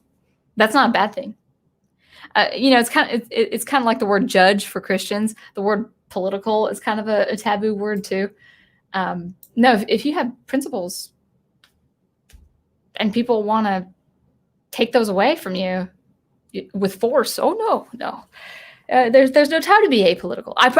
The thing is, Wolf 10, I would prefer to be apolitical myself, but there are times where it's just like, well, okay, huh.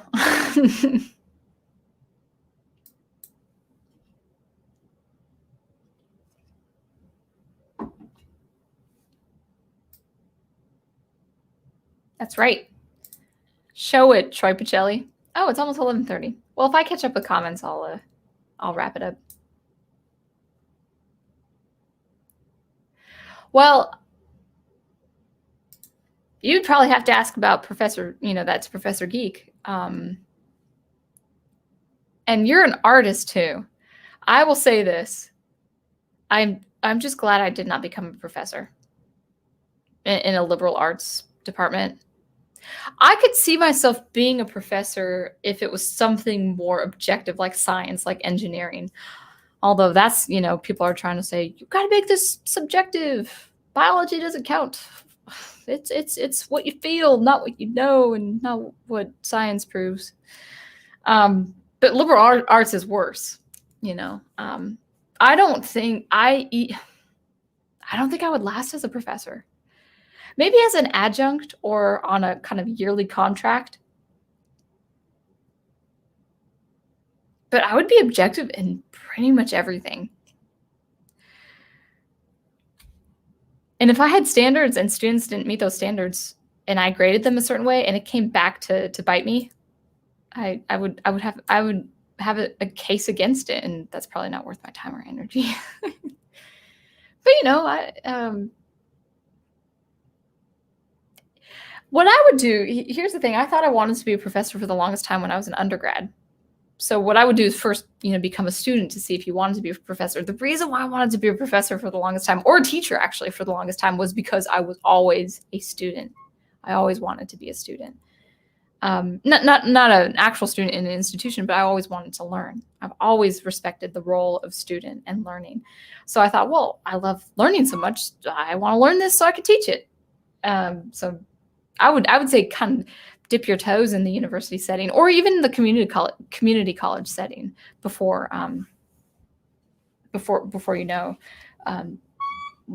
very long time I thought I wanted to be a professor, and I realized I don't think I would survive.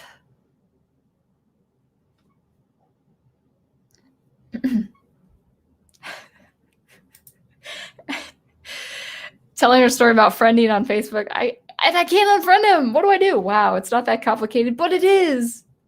I mean, I guess I can unfriend all of you guys. That would probably make it simple. Because I have like 7 friends on Facebook, but I'm just never on Facebook besides the actual group page.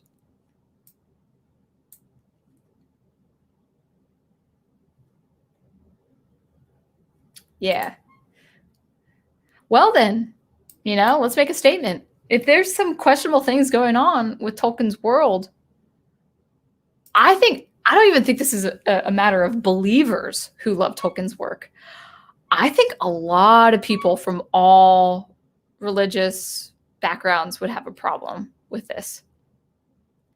I think dressing up anything of Tolkien's, like Game of Thrones, I think that would get a lot of backlash, and understandably so. There's an expectation of something like Game of Thrones to have that obscenity and that profanity.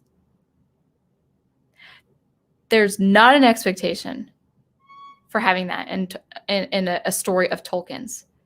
In fact, it would be a subversion of expectations, which is probably what they would want, because they like the social experiment. They like to experiment on us, because this whole economy of art and absorbing art and looking at art is this one giant petri dish, and everyone's, fans are kind of under a microscope saying, how will they react if we did it this way? But Tolkien,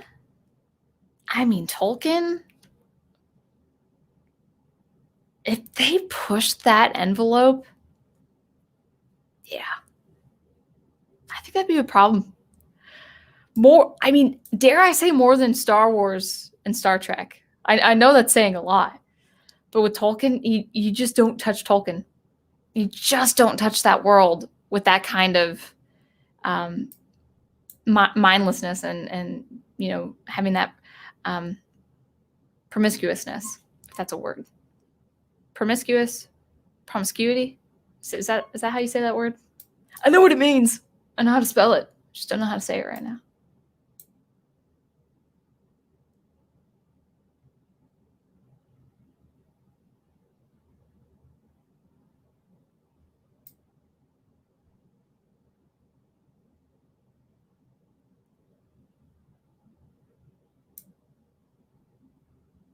Oh, it's good to talk about these things and digress and talk about what's been going on. The way not to complain, though, is reviewing things. I actually, to be honest, guys, I really don't have the inclination of looking at the Dune film. Dune has a specific look in my imagination. And it looks great. The movie looks great, but it's like I'm so not inclined. And I'm not really into movies anyway. It takes a lot of energy for me to get into movies. But I already don't have a need to watch it as a film. But here's the thing. Hollywood is hurting. And even something like Amazon Studios could hurt if they push the envelope. But my concern is I know it sounds harsh to hear it, but we are an echo chamber. We are an echo chamber with real thoughts and real concerns, and we have a right to be concerned with different things and the treatment of beloved stories and characters and archetypes and the dismantling of the Judeo-Christian values in our stories and our myths. Yeah, we have time and energy and a platform to talk about it. We should bounce off ideas. But at the end of the day, when it comes to the bottom line of these major companies, we are no more than an echo chamber to them. And they want that. They want us to feed and reflect and refract all our opinions. And the way we do that the best is reviewing the product. Then we can harangue and gripe and bemoan and all of that stuff. But the real challenge, is doing nothing with it. Crickets, guys. That's our mascot, crickets. We need them to hear silence. We need them to hear crickets. We need them to hear silence, because silence will be the most deafening opinion piece out there. So anyway. Yeah, sounds great. Right after Halloween. Let's do a stream on holiness and sin on All Saints Day, November 1st. I'm down with that. It'd have to be in the afternoon, but yeah, if you can do that in 4 or 5 p.m. Eastern time, I think I can do that, because it's really important. I really want to talk about my faith, and I'm happy to talk about it in topical contexts, in topical ways, with music and art. But when I really want to talk about concerns, I was thinking Catholic Bible Geek channel. That would work. No pressure. I didn't say it publicly because I thought you wouldn't want to do that. I said it publicly because I suspected you'd want to do that.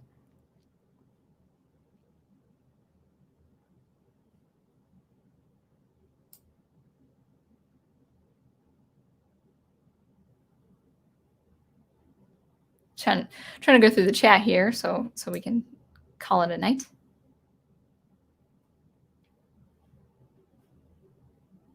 Oh, that's cool. I think I remember seeing something like that. So Asimov also had a reporter who just yelled "unprintable" whenever a normal person would swear. It was interesting, to say the least. That's a good way of doing it as well. See, you could be very, very creative. That you see the person swear or curse without actually having the word. I'll go on a just side rant with the Thrawn trilogy. It kind of bothered me when Lando. It was usually Lando, but sometimes it was maybe Han or maybe Wedge Antilles or whatever, where they would curse under their breath, or Lando swore under his breath. Well, unless he was in hiding, that would make sense. But it was constantly revisited. That statement was constantly revisited. So, Zahn wouldn't put swearing or profanity in those books. At least to my knowledge, I don't remember any big swear words. But so if a character did swear, it was always under his breath or under her breath. It's like, well, sometimes they're just alone in a spaceship. It wouldn't be under their breath. Come on. No, just say Lando cursed, and then he would talk. Maybe he would switch off the intercom from a channel he was patched into, so no one would hear swearing, and he would curse and then flip it back on and say, okay, here's what we'll do, So, but that always annoyed me a little bit, especially when no one was there and there was no need to say it under the breath. It got a little old after a while.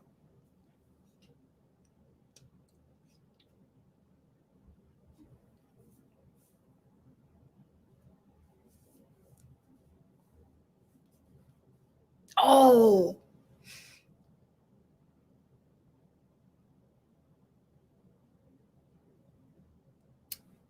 Wolf 10 brings up a good point. I want to talk about this.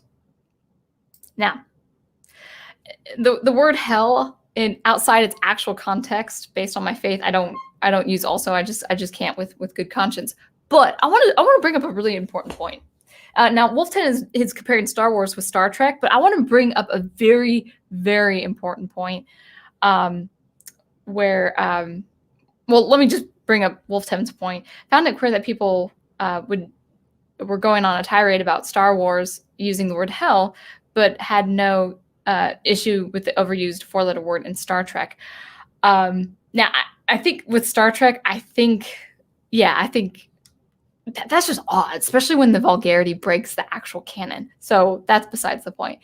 Now, I had a problem with the word hell in Star Wars, and this was in Empire Strikes Back, when Han is about to go save Luke out in Hoth. Now, I don't like the word hell used outside the context of the actual state of condemnation based on my faiths. I don't like it used loosely because it's a real thing. It's a real personal thing to me. But the problem that Star Wars should have never used it at all, because what is hell but the actual spiritual representation of being absent from God and Christ forever, for eternity? There's no mention of God in Star Wars. There's no mention of hell in any kind of context. There's no mention of it being a kind of a mythical place like Hades or something like that, or a representation of hell. There's no spiritual side of Star Wars outside the Force. So when Han says that in Hoth before he goes retrieving Luke, or when I think Finn says it, and he says it in more in a kind of vernacular way, like people would say it now, it doesn't make sense, because hell's not a concept in that galaxy, in that world. So that's actually a lazy use of language. Now, I have a worse problem with, I think it was Last Jedi. And there was a swear word in Last Jedi, but it's used in such a contemporary way. This particular word is used in such a contemporary way, not used in any way before 2010. And I think Poe says it. And I won't say it on my stream. But I think it's like where they're going to crate for defense or something like that. And you know how people say large doors or really large doors, but they say it in the swear word context. You know what I mean. Don't put it in the chat or I will cancel it. But the problem with that is not just the swear word itself or the vulgar language itself. You're using a 2020 word for a galaxy far, far away. I'm not going to belabor the point, but writers, do not be lazy with your science fiction. Don't be lazy with your science fiction. You cannot use words of 2020 used specifically for this time period of human history in such a way. It's not, and actually the thing is, it pulls me out of Star Wars. As soon as you say a word or say it in such a way that is almost kind of idiomatic, like we would say it, how we would say it here, you pull me out of the world instantly. It's like, what? I can't. I'm not in my college. I'm not in the mall. Why does Ahsoka Tano sound like a mall, like a teenager in a mall right now? Like, why do I think I'm going to Alderwood Mall? Why do I feel like I just passed Annie Ann's Pretzels? That grinds my gears a little bit.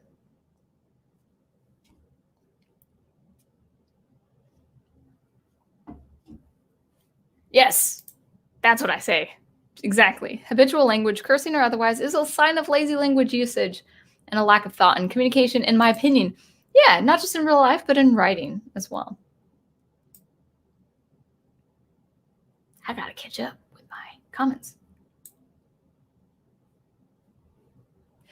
Professor Geek says, it's amazing how starting a YouTube channel specifically about the Bible will tell you all of the ways you have to clean your own act up. How true that is, especially in a year like 2020, where people are really tested.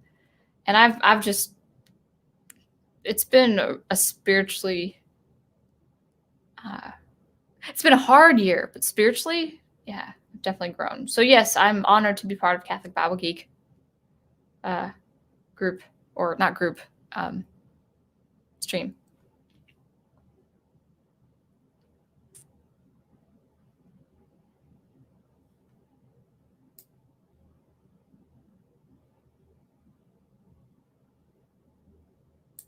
Oh yeah, I agree with that. We need a balance. There should always be something for everyone, not something that is for everyone. Yeah, it's a tricky process, but I think it's okay.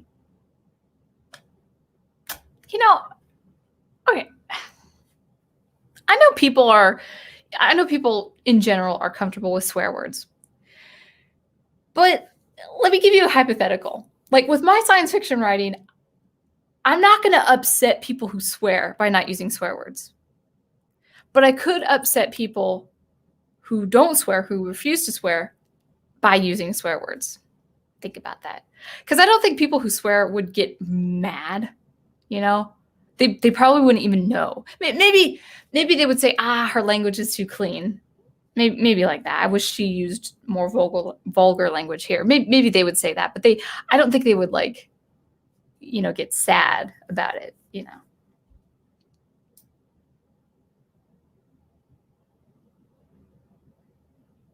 Ooh, am I almost catching up? All that stuff. Okay, I think I'm caught up with chat with it besides a couple ideas. Waylon first says the primary objective of the globalist elites and their minions. Actually, by the way, I don't use the term those three letters because I just refuse. It's just that kind of language is going to be gone 20 years from now, so I refuse to use it. Now, I'm not saying anyone else can't use it, but I try not to use it myself. Plus, I don't want to be dinged on YouTube. So it's printed here. Hi, YouTube. Yeah, I probably just got penalized for just saying YouTube. Anyway, the primary objective of these is not to profit from Tolkien's work, but to further subvert and degenerate the arts of the Western peoples. Yes, I agree. Because Tolkien's work is totally English, and the languages he generated came from Welsh and Finnish. It is not just Western, it's Northwestern. I mean, it's got a specific, at the time, it was folklore for the English, and that's fine. That's cool. Like there's folklore for the country of Ghana. Tolkien felt like there needed to be folklore for England. And people just have a hard time with that. And I think probably because it is wholesome.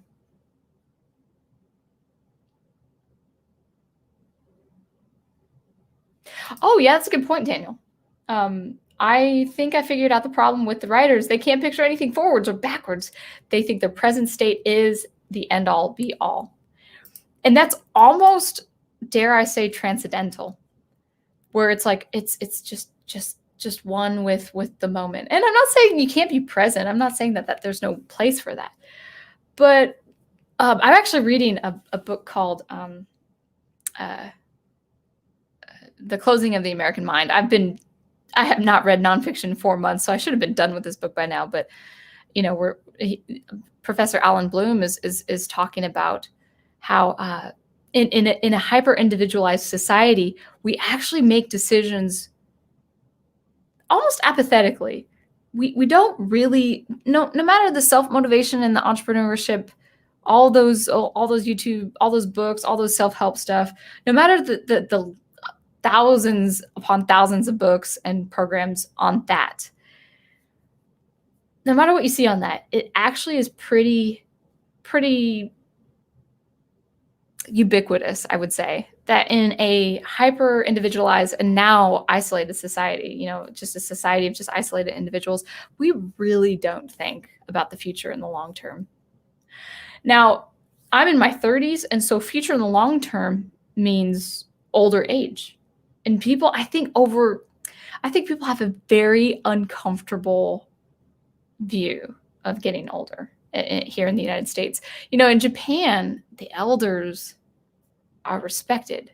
Old age is respected, and the passing on to the future generations, that is revered and respected. That was revered and respected in the Old Testament with the children of Israel. And that's why the law was just so forthright, because it, the sins of the fathers affected the third and fourth generations. But now in America, we kind of, and you're probably seeing this in the writers, Daniel, Craig, we're seeing kind of this kind of transcendental, like, oh, it's just the moment. It's just the moment that matters. All that matters. Ironically, it's kind of a juxtaposition. Well, the way they're doing that is dismantling and desecrating what has come before. The wholesomeness that has come before, the Judeo-Christian values that have come before in these myths. So yeah, it's very strange, and I think so too. I think narcissism is a definitive factor. So anyway, I think I'm caught up with chat. It's almost midnight. I'm going to try to write and my science fiction work. I'm on a pretty good scene. I need to finish this main sequence of events this week, so I can really try to finish the whole draft by the end of the year. Yeah, so hopefully that encouraged you. I didn't really give any concrete examples besides the whole writing and swearing and how to keep art wholesome, but that's okay. This was more of an impromptu than anything. It was long impromptu. We just hit the 2-hour mark. So why don't we just wrap it up here? Thank you guys for watching. I really wasn't sure how this was gonna come about, but it was a pretty engaging discussion. And by the way, I didn't if I was kind of beating the bush on swearing, just know that was just an example. That's just an example of something we can see as implemented and simulated in stories that could ultimately desecrate the story, especially if you're talking about stories that was written by a Christian, a very well-known Christian. So anyway, that's all I'm going to say. Oh, thank you, Benjamin Richardson. Have I seen you before? I do appreciate you coming on board. Oh, and then Jedi Master Cetopia also says that as well. So I already see Troy Bocelli sending in the links. So as I've been starting to say, there's so much going on all throughout the week. I'm not gonna really announce exactly what specifically is going on. To be honest, I can't catch up. I got to catch up with my own stuff. What I've been recommending, guys, that even if you're not quite sure of Facebook, here's the thing. I want to let you know, as I said in my discussion, I don't use Facebook on a personal level. You do, I think, need a personal account to get to the community, the Facebook group community. That is the Profs, Professor Geek Facebook group page. But Troy's got a great, awesome schedule, and people post their upcoming live shows. Some of us work, some of us are away from YouTube at the time. There's going to be overlap. I think Wednesday nights is between Green Lion Girl and Daniel Heron with soundtracks with Birdman on Wednesday nights. So for me, you've got sound experimentation Thursdays, commentary videos on Thursdays. I'm going to try to get back into SuperCollider this week. I don't think it'll be Logic Pro. I came back from some extensive traveling. I'm going to get back into SuperCollider. Hopefully more granular synthesis. I don't know up until this point, but I think it'll be a SuperCollider demo this Thursday. So sound experimentation on Thursdays for me. And of course, live commentary every Monday nights between 9 and 10 p.m. Eastern time. We've got, for the remainder of the month, we've got Professor Geek with his rewatches on Universal Monsters Tuesday nights at 10 p.m. And then also his book studies. We're doing the Halloween Tree. I think we're finishing the Halloween Tree. I finished it yesterday. It was I really enjoyed that story. That's his book study on Thursday nights at 10 p.m. Eastern time. We've got Fan Man in the mornings, Tuesday and Thursday mornings, with his Second Cup Cafe, ballparking 10, 11 Central Time, Tuesdays and Thursdays. We've got Big Al Presents, Troy Bocelli, and Knitters Network with their rewatches on Saturdays. So be on the lookout for the next rewatch. And guys, to be honest, I have no idea what's going on as far as the schedule. So if you want to plug in your rewatches and your rewatches, go ahead in the chat. I just don't know anymore. I'm trying to keep up. We've got recitals and I've got teaching and all that stuff. So Wednesday nights, Green Lion Girl and soundtracks with Birdman. Green Lion Girl does video games streaming, live streaming. And I've heard her sound. I'm sometimes away on Wednesday nights because I'm busy. But I've heard her stream. Her audio quality is really good. And Fan Man tonight on Friday nights. He's doing horror up until Halloween. But then after that will be Fan Man tonight on Friday evenings. I think 8 p.m. Central Time, 8, 9 Eastern Time. We've got Study Hall with Aged Boomer and Troy Pacelli, and I do love tuning into those. What I try to do, guys, is give you the watch time. So for when I can't be on YouTube, I try to switch it on a device, even though I'm not near that device, so you have your watch time. And then I watch it for my own entertainment the following day. So I try to do that. So that's good. And then Wolf10 has his afternoon streams. So I teach in the afternoon, so I'm unfortunately not able to make it there, but I'm glad you have content to talk about. So is it a specific time of week, Wolf10? Is it Tuesday and Thursday afternoons, if I have that correct? Man, Troy, you are on fire with all your posts. So yeah, very good. Thank you for that, Troy. But again, guys, if you missed this, just go on the Facebook group page. It's all there. Everything you need to know about the community is on that Facebook group page. And Benjamin, welcome. I'm newer to the scene. Well, cool. You're entering Sound Engraver domain with experimental music and art and live commentary on art. But I'm also part of this this community where we talk about archetypes and heroes and things that matter in the popular culture, the art of our popular culture as well. So I don't know if you came from Professor Geek or if you're more a music person. So you'll see Logic Pro and SuperCollider on my channel, but also live commentary on art every Monday nights. So anyway, I think that's everything. And Mr. Matchstick as well. Yeah. So thank you guys always for watching and listening.